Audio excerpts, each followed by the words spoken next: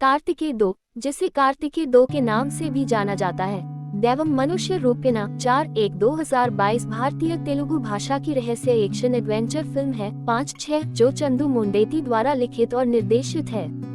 यह फिल्म 2014 की फिल्म कार्तिकेय की अगली कड़ी के रूप में काम करती है और इसमें निखिल सिद्धार्थ, अनुपमा परमेश्वरन और अनुपम खेर हैं। यह Abhishek Agarwal arts and people media factory द्वारा निर्मित है।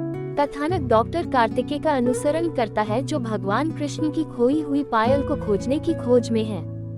फिल्म को आधिकारिक तौर पर मार्च 2020 में लॉन्च किया गया था। प्रिंसिपल फोटोग्राफी फरवरी 2021 में शुरू हुई और मार्च 2022 में समाप्त हुई, जिसमें कोविड-19 महामारी के कारण देरी हुई। फिल्मांकन भारत में हुआ, मुख्यतः गुजरात और हिमाचल प्रदेश में, स्पेन, पुर्तगाल और यूरोप में ग्रीस के अलावा। फिल्म का संगीत काला भैरव द्वारा रचित है, जिसमें सिनेमेटोग्राफी और संपादन कार्तिक घट्टामनेनी द्वारा किया गया है। 15/30 करोड़ के बजट पर निर्मित एक कार्तिकेय 2 को 13 अगस्त 2022 को रिलीज किया गया था और इसे आलोचकों से सकारात्मक समीक्षा मिली और यह एक व्यावसायिक सफलता के रूप में उभरा।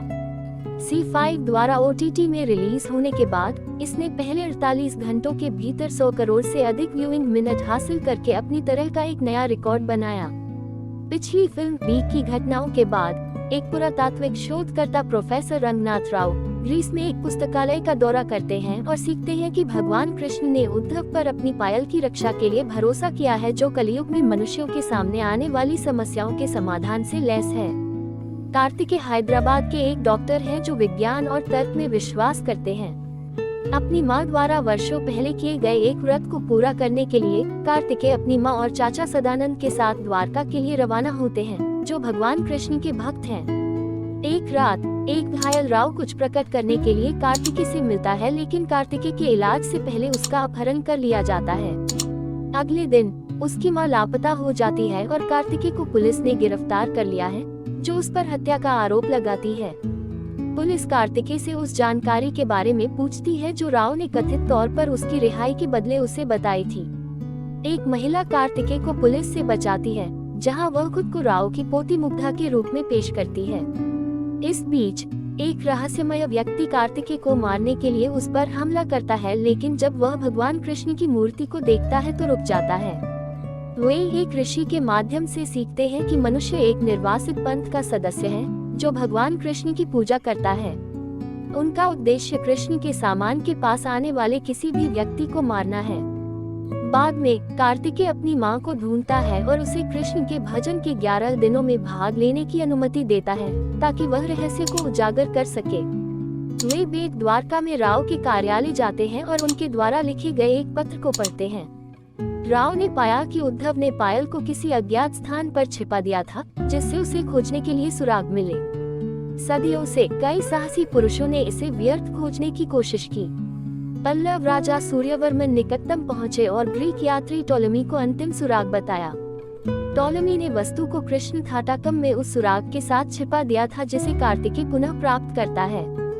यह पता चला है कि शांतनु नामक एक अन्य प्रोफेसर, जो पायल के पीछे भी है, ने राव को मार डाला था और पुलिस को कार्तिकेय के बारे में सूचित किया था।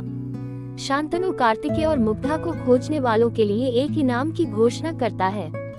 हालांकि वे मोर के आकार की वस्तु को डिकोड करते हैं, गोवर्धन हिल में अंतिम सुराग का पता लगाते हैं और सुलेमान के ट्रक को उस स्थान पर तस्करी के लिए किराए पर लेते हैं।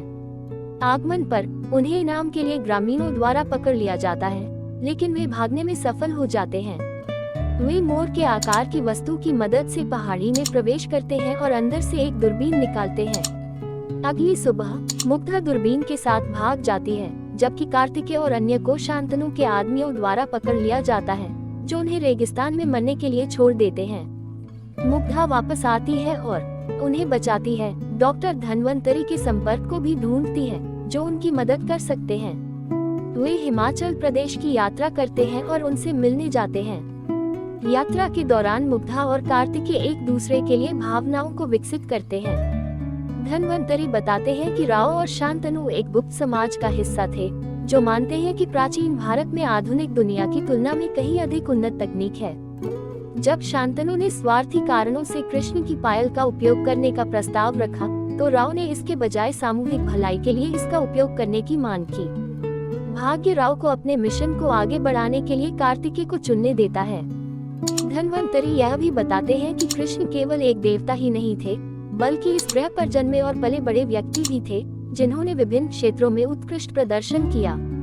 लौटते समय वे पुलिस से घिरे होते हैं, लेकिन वे एक जमी हुई नदी से भाग जाते हैं। हालांकि ट्रक में ईंधन खत्म हो गया और वह डूब गया।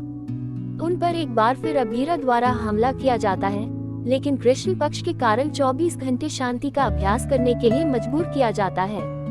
कार्तिकेय दूरबीन के माध्यम से नक्षत्रों का अवलोकन करते हैं और अंतिम स्थान का पता लगाते हैं। वे एक झरने के माध्यम से उस स्थान पर पहुंचते हैं, लेकिन अभीरा उन्हें मारने के लिए हमला करता है। हालांकि कार्तिकेय मोर के आकार की वस्तु और दूरबीन से एक बांसुरी बनाते हैं और उसे उस गुफा में कृष्ण की मूर्ति पर रख देते हैं। मूर्ति मुड़ती है और सांपों से भरे एक भूमिगत दालान को खोलती है, जो पायल की ओर जाता है। कार्तिकेय ने पायल को सफलतापूर्वक पुनः प्राप्त कर लिया, जहां वह पायल खोजने के लिए राष्ट्रव्यापी ख्याति प्राप्त करता है, जबकि शांतनु को अभेरा द्वारा बेरहमी से मार दिया जाता है।